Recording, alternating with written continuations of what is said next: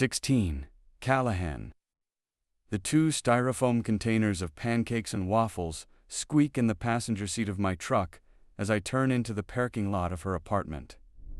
She asked to meet for coffee, but I insisted we meet at her place. I need to see if another man is living there. It's also why I'm early. I figure if she has a husband, I want to catch him before she shoves him out the door for work. If I'm wrong, and I hope like hell I am, I thought I'd surprise her with breakfast. It sounded like she had a rough day yesterday.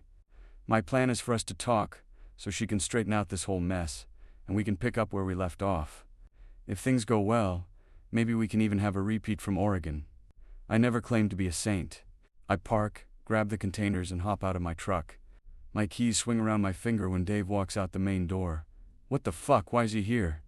I'm not gonna jump to conclusions, but eyes hard not to feel the weight of betrayal every time I see his face. I exhale slowly. These are apartments, he could be here for anybody. They work at the same place. Maybe she left something at the station, and he's dropping it off. At 9 in the morning? Shit. You pick up a second job as a handyman? I ask as we amble toward each other. I nod at the property that's seen better decades. Looks like your work. Are you here for Scotty? He asks, glimpsing at the styrofoam containers in my hands. Hope that isn't breakfast. I narrow my eyes. Why, we just ate. He licks his fingers and grins at me. God, I'd love to take a swing at him. But this asshole would be happy to collar me with a battery charge, and I'm not about to give him the satisfaction. She makes some mean eggs. I cock my head to the side. I don't want to ask, but I have to. So what are you two sleeping together? She's too good for him. Last night? We spent the night together, but we were definitely not sleeping. He looks behind him to her apartment building, then back to me and smirks. She's cute though, right? I clench my jaw and square my shoulders. Your wife know you're hooking up with other women? Not that it should be any surprise, considering the way you two met. He doesn't reply, just walks past me toward his truck. He turns his head to the side but doesn't look back. Molly isn't your concern anymore.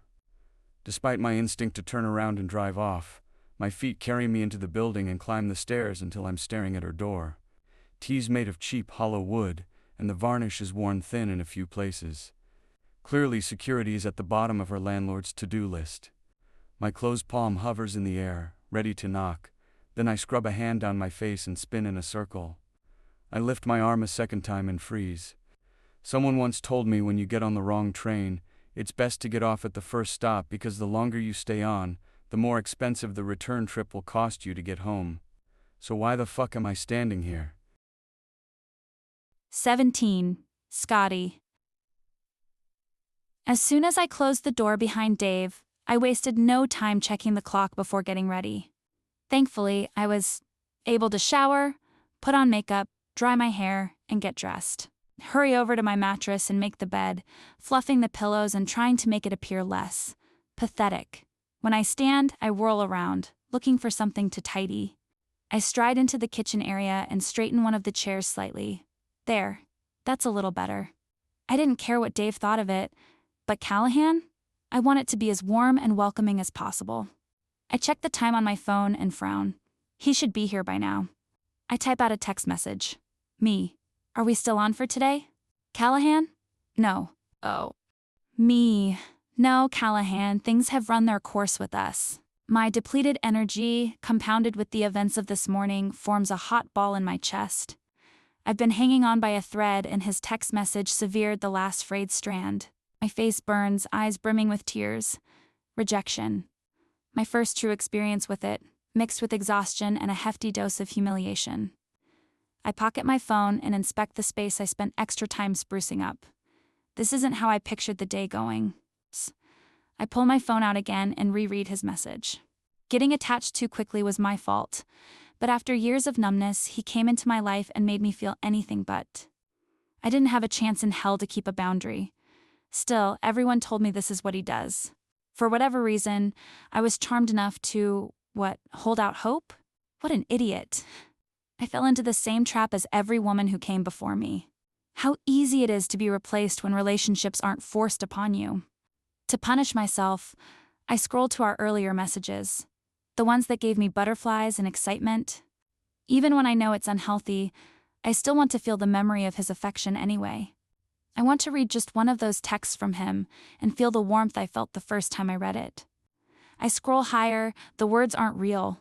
Any meaning I found in them was a product of my imagination. Yet I read them again because feeling pain is still better than feeling numb. This time they are bitter with betrayal. A tear slips down my cheek and I swat it away angrily. No way am I crying. You're being foolish. If you want to live in the real world, this is part of it.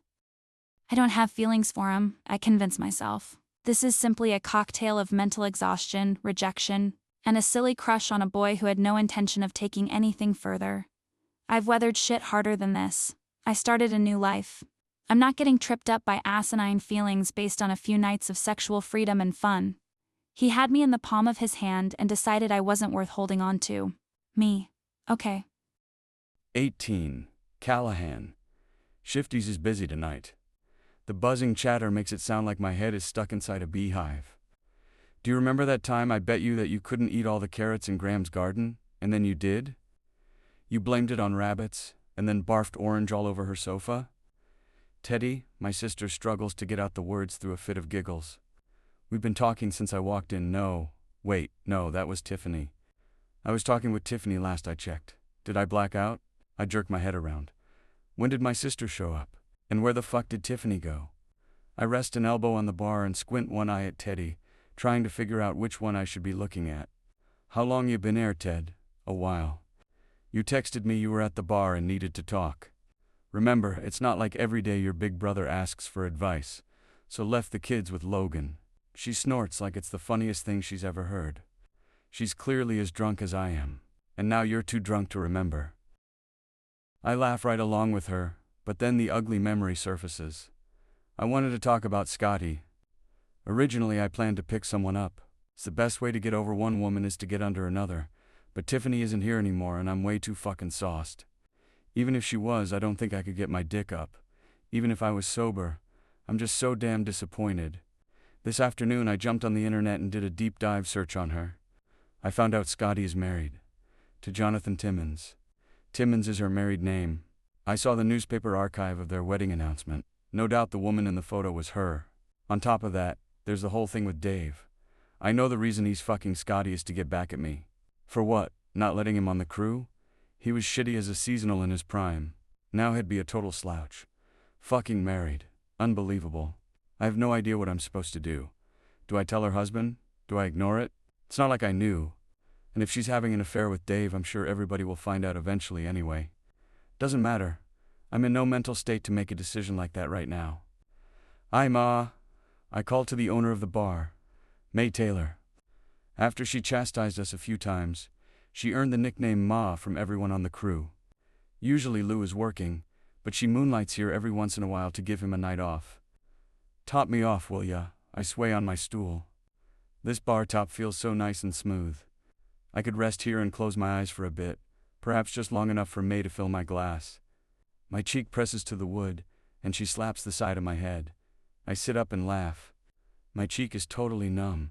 I heard the smack more than I felt it. Can I call you a cab?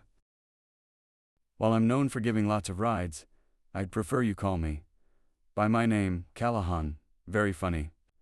She picks up the phone. It's one of those 20-pound fuckers. Easily could kill a guy if you smashed it hard enough against his skull. Callahan Woods needs a ride home. Hey, I whine. How come I have to go home but Teddy doesn't? She's trash too, Teddy cuts in. Don't listen to him, May. He's a liar. I swallow. That was the joke when Scotty and I first met in this very bar. Funny, it was her lying the entire time, and now I'm the chump. I shake it off and flip my empty glass upside down, pushing it with one finger toward May with every ounce of coordination I have left. And Teddy needs a ride too, May says to the cab service, rolling her eyes at us. Make sure they each end up at their houses and not at another bar. I'll drive her home, May. Xander's deep voice cuts in. I finished my last beer an hour ago. I snap my head around and bark out a laugh. Where the fuck did you come from? Teddy and I cackle, and it feels like we're the chatty kids in class who the teacher has to separate and send to the hall. Or in this case, send home. I've got no tolerance for alcohol since having kids, Teddy mumbles, while Xander helps her off her bar stool. I'm gonna be so hungover tomorrow. She gets one arm in her jacket and bats around for the other. Xander grasps her hand and threads it through the other sleeve. She grunts, trying to free her hair from under the jacket. "Yes, you are," he says, sweeping under her blonde hair and releasing it from beneath the collar. "No funny business, X. She's married," I warn. Teddy pins me with a look. "I'm aware," Xander says under his breath. "Go warm up your truck or some shit," I say. "Gotta pay our tab?" "I'll pull the truck up front," he says. I mumble something else, but he ignores my bullshit and helps zip up Teddy's coat before walking out. My hand scrubs over my face. "Fuck, I'm tired," I groan. "Same. I'm gonna be so hungover tomorrow," Teddy says. I chuckle at her. "You already said that." May slides the receipt in front of me. I scribble a swirl at the bottom, no use in even trying to sign my name. I'm told the cab is outside, and I hop off my seat, pausing a moment to get my footing. The room is spinning. Fun's over. "Ready, dude?" I put an arm around Teddy's shoulder to steady us, and she leans into me. The tanked leading the tanked. We take 2 staggered steps, inciting more laughter between us, but eventually, we make it to the exit. I yank open the bulky door to the bar and freeze in my tracks. I may be drunk, but I swear, half the alcohol evaporates out of my system when I see her face. Prescott Timmons, Mrs. Prescott Timmons. She glances at Teddy, then back to me. Our eyes meet. Hers are shimmering, and mine are likely glazed over like a dead shark. Fuck, she's a smoke show, and it makes perfect sense that she's married. I should have been suspicious from the start. I peek down at her hand. Still no ring. The taste in my mouth grows bitter. How could she? Here to pick up a new suitor. I snide, ushering Teddy past her. My eyes are filled with contempt. Good luck. She actually has the audacity to look hurt, and I want to shout at her that she's a shitty person and an even worse wife. I want to tell her how much it hurts to find out the person you loved is fucking someone else. I want her to know how gut-wrenchingly awful it is to unknowingly be the other man. She made me into a villain without my permission. But most of all, I want her to know how much this fucking sucks. Because we could have been awesome together. 19. Scotty. Tears burn behind my eyes when I see him walk out of the bar with another woman. Fuck him. 20. Scotty. My feet hit the pavement in a steady rhythm as I jog down Spencer Avenue. When I'm not at work, I jog. When I'm not jogging, I sleep. You need friends. I ignore the inner criticism. I can feel myself retreating, but I don't know how to switch up my routine. It's easier this way. I tell myself this is all temporary, but without plans to make any real change in my habits, it's all bullshit. The entire time I was with Jonathan, I felt less than. When there is an attraction between two people, you can see it in their eyes. I saw it in other couples. I saw it in Callahan. He looked at me in ways Jonathan never did. Back when it was a constant reminder that I was never enough, even when it wasn't his fault. After enough times of being gazed at with eyes longing for something else, it breaks a person. And that's exactly what I am. Broken. As I pass by the decorated autumnal porches and neatly raked piles of leaves, I can't help but think how put together this neighborhood is such a stark juxtaposition to my life. Yet I want to belong so desperately, and jogging down the sidewalk lets me pretend I'm a part of their charming world in Sky Ridge, even if it's for the brief moment it takes me to pass through.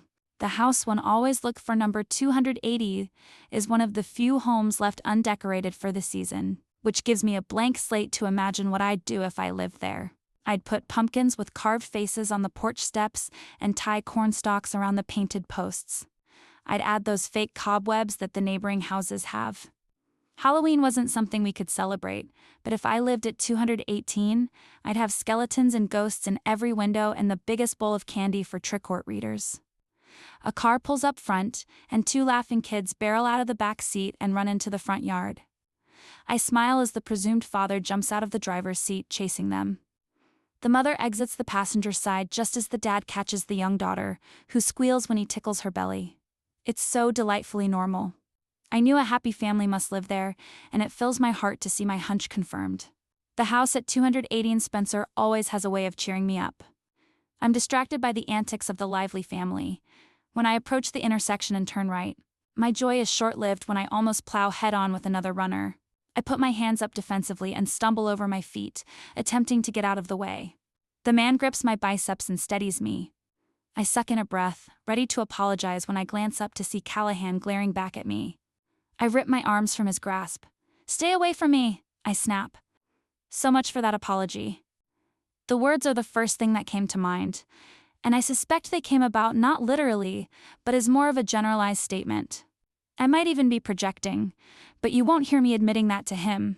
The near collision was 100% my fault, but I can't bring myself to say sorry. I can hardly stand to look him in the eye again. Instead, I sidestep and literally run away without another word, like a coward.